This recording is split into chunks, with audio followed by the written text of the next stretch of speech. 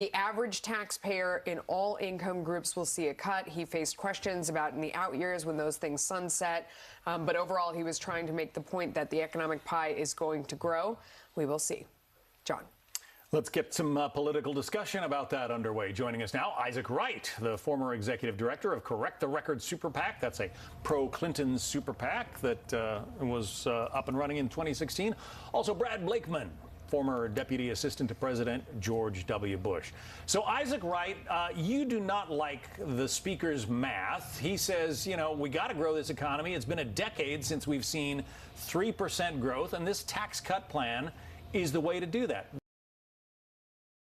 What don't you like about it? Well, I think the problem is the priorities, and the priorities are wrong for our country.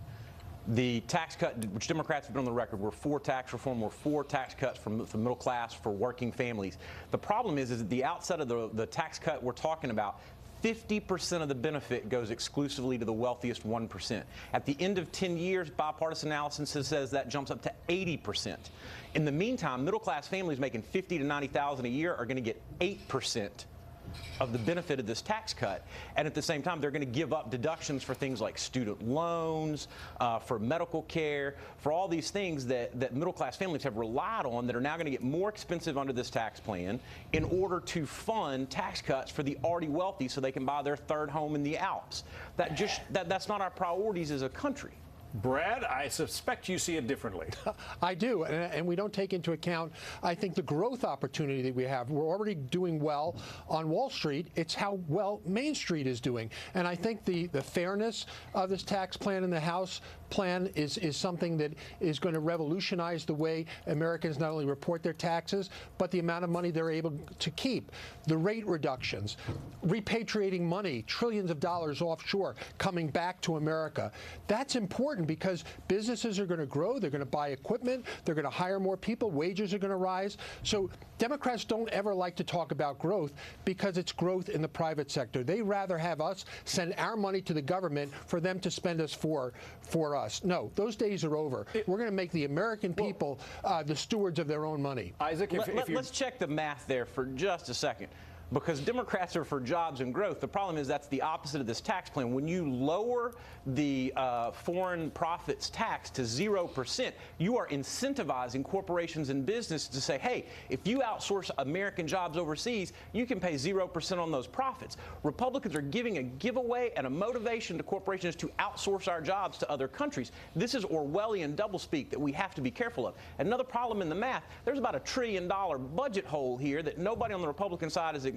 We're going to be borrowing money from our grandkids to pay for tax cuts for the wealthiest 1%. There's a moral problem in the fact we're borrowing against future generations to pay for tax cuts for the wealthiest 1% that will at the same time incentivize outsourcing our jobs in this country. But the argument, Brad, is that if you put more money into the economy, you give people more money to spend, then the economy grows and you get more tax revenue as a result. Common sense. Democrats don't seem to get it. The fact is it's not Americans sending government money for them to spend. It's having Americans change money between themselves. It's called the velocity of money. Every time a dollar changes hands in the private sector is what builds the private sector. It's not the government has never created a private sector job. It's the private sector creating their own. It's small businesses. It's the pass-through now that is going to give individuals who operate as corporations a lesser rate. It's repatriating trillions of dollars, by the way, which Democrats kept overseas. If the Democrats would have repatriated that money, we would have seen a recovery a lot quicker and more robust after the recession. So Democrats don't get it. They don't like the fact that government is releasing their hold on America's pocketbooks. It's Americans who have to be incentivized to create their own destiny in America. Those are the arguments. I appreciate Brad speaking from my party there. I do want to correct the point. Democrats believe that if you put money back into the economy with tax cuts for working people, it helps. Giving 50 to 80% of that to the wealthiest 1% to buy a second home in the Alps or incentivize them to take jobs overseas does not. Not too many second homes in the Alps from this country. Anyway, we got to go, gentlemen. Isaac, Brad, thank you both. Be back in a moment.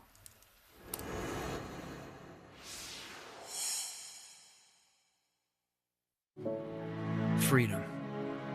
One nation and